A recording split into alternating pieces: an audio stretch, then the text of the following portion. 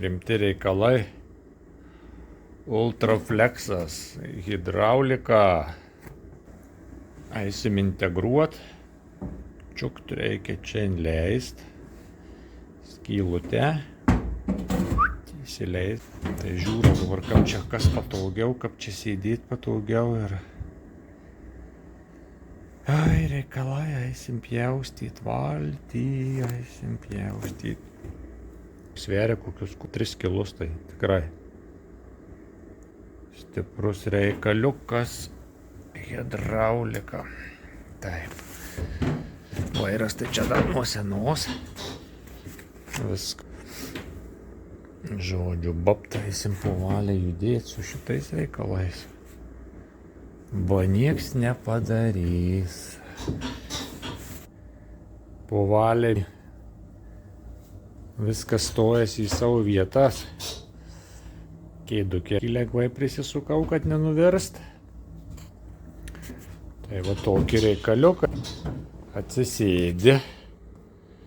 Pasidariau, kad būtų kojos patogiai. Išties. Bet aš kėdę biskį aukščiau įsikėliau. Kojukės patogu. Čia ta tokia platforma pastriža. Rankena. Čia koja gerai, tarpas gerai. Viskas telpa, ištiesi. Rankenukį čiukt. Lengvas gazas. Pilnas gazas.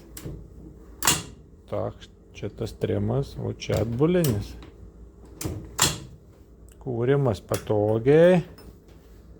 Trosai čia viršum nueis pasikavos, viršui vietos yra.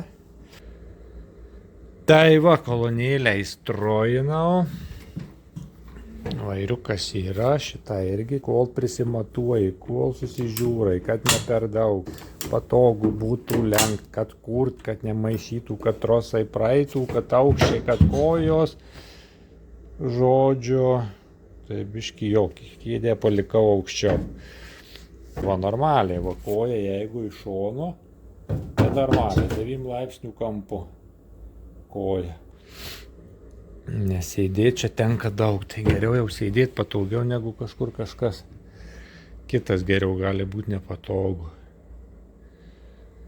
Tai va, čia reikės gal tachometrą iš toj kur vietoj, kad matyt būtų. Vairas kada nedidelis, tai gerai. Tai net echolotą nežinau, tai čia priekiai tai turėtų tilpti echolotas. Už stiklo arba tada toj pusėje. Čia valdymų prietaisų skydas. O čia slaptiem reikalam viskas. Pasikavoju uždarai. Judam po valiai. Viskas palaipsniui.